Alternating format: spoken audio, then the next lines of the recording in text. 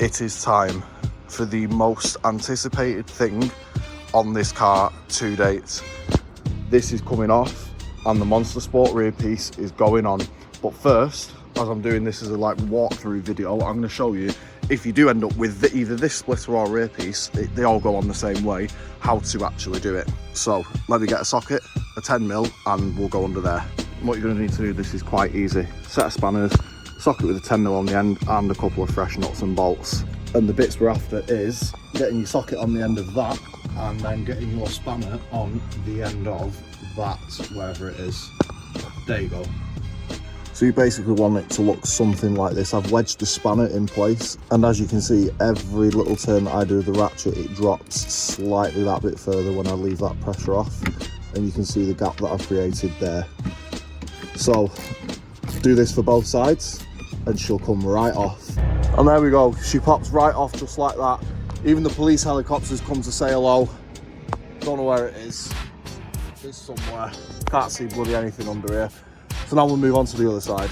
Quick tip again, if you're doing this on a driveway like me, you can swivel it round once you've got that first side off, so you've got all of this room now to get underneath and actually see what you're doing, instead of being there for half an hour and struggling, because trust me, you will struggle otherwise. Surprising how much space that actually does take up when you're manoeuvring about underneath the car. Now, for some reason, I actually decided to time-lapse this and just record the entire removal of this one bolt, and I didn't know why, but I actually do now that I'm coming back as future me commentating over it. It really does not take you long to do this. This whole clip was just compressed down and it was 2.5 minutes. You can have this old one off in 5 minutes and the new one on in another 10 minutes at the most. It's so easy.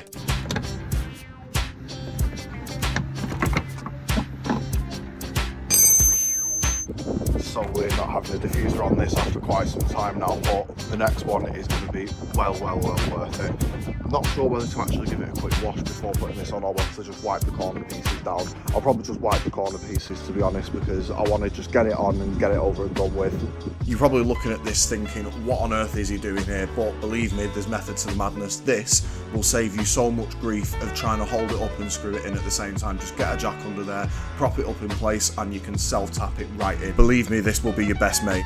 So now that this is pretty much in place, it isn't absolutely perfect. Again, it's used. I'm really not bothered about stuff like that, though. I can make that fit and just tuck it in a little bit better at a later date, or just try and fudge it round there a little bit. But it's fine. It's not, again, never going to be perfect, but yeah, I'm more than happy with that. Oh yes, let's get it on. Ooh. Sounds like a 2-litre TSI, mate. Right. 2 more of these self-tappers are going straight through there.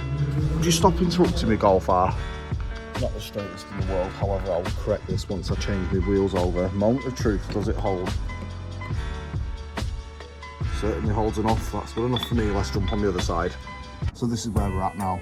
These 3 little screw holes on this bracket underneath there, you can just put 3 more self-tappers straight through that, and I've just done it on the other side. Slight problem on the other side. Gone to do it, I've had to use the jack to hold it in place and stuff. I actually can't reach the side bolts that go next to the wheel, so I'm going to have to leave it and just go ham on the underneath ones. I've also, into the fins on the outside here, put a self-tapper through each one of those 2. So we should be good regardless of whether we've got side ones on this side or we haven't. And once you've done those screws, you should have something that looks like this. Oh yeah, it's officially on under its own weight.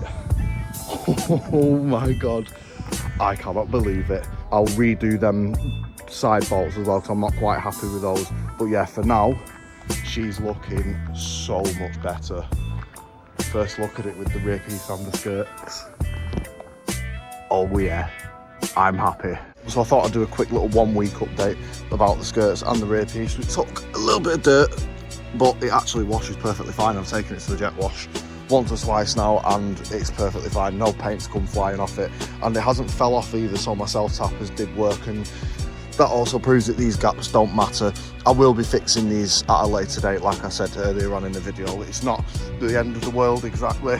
It's still managed to stay on. I don't think anything's going to rip it off unless I reverse off some horrendously high curb, I think we should be okay. Because as you can probably imagine with the way it looks now, I'm not really going to want to part with this ever. Fortunately for me, she gets to live on this car for life, which I'm perfectly fine with that, because it's just exactly what this car needed. Like from that angle there, it's perfect. It doesn't need anything more apart from the wheels. It doesn't need anything more, which is just, it's really coming along now. I think this year I'll finally finished my dream Swift build. So now that it's got this and this, you may be wondering about the obvious elephant in the room, this, which now doesn't match.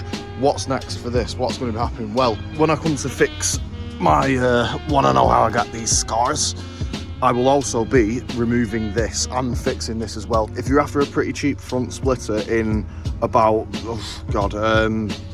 4 to 6 weeks, let me know, or I'll register your interest somehow in the comments, and I will I'll put it to one side because it's going to be coming off soon. What's it getting replaced with? Well, none other than the Greddy front piece. I'll put some information on the screen now so you can see and understand what that looks like, but this is exactly what this car's missing. Imagine that on the front of here, complemented with the spoiler, that and that. Oh my god, it's almost too much for YouTube to even handle. All jokes aside though, that is the missing piece of the puzzle, which is what this whole end video segment's about, finding that and getting it on.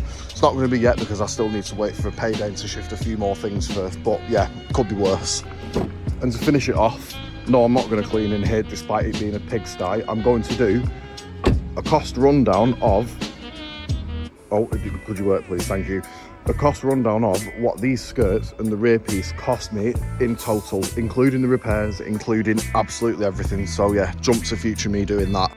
So then let's run the numbers. The initial purchase price for the pair of the skirts and the rear piece was a staggering just 200 quid, plus my standard 32 Sport back box, which was sat around doing nothing anyway, so that made the deal 10 times better straight away. Next up, we've got the materials used to make the repairs. So the paint and the fiberglass is what I needed to buy. I already had primer, body filler, lacquer, sandpaper and the self-tappers, so it's just the paint and fiberglass that I paid for, and I didn't even need all of the paint because it's a 2-stage and you buy the pearl separately. Long story short, I already had some pearl, just needed the actual base coat white, so all of that lot was just 25 quid. The next one's easy, as you saw in the video. Install was £0, it was just my time that I used, which brings our grand total to 225 quid. It didn't take a genius to work that out, did it? But yeah, absolutely fantastic price to have all this done for. There's not really many other ways you can do it for as cheap as this. I got very, very, very lucky with the deal that I got, and I'm very, very thankful for that. This next part, I was going to estimate the savings total, and I actually couldn't get an accurate figure because you just can't find these things on the internet to have a base price from. So we'll just say a lot is the savings here. I'm talking potentially 500 quid. If you were to go and take this to a body shop to have it sprayed, repaired, installed, you would be in this for £500–600, I reckon, maybe even more.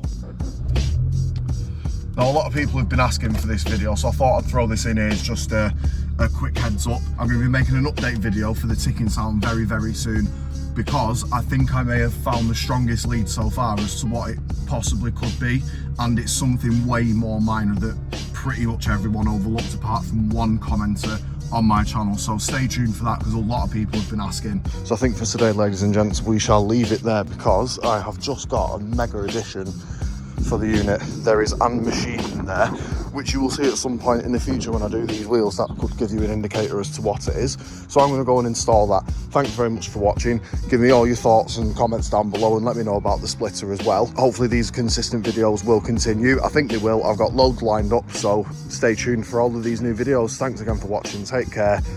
See you in a few days-ish.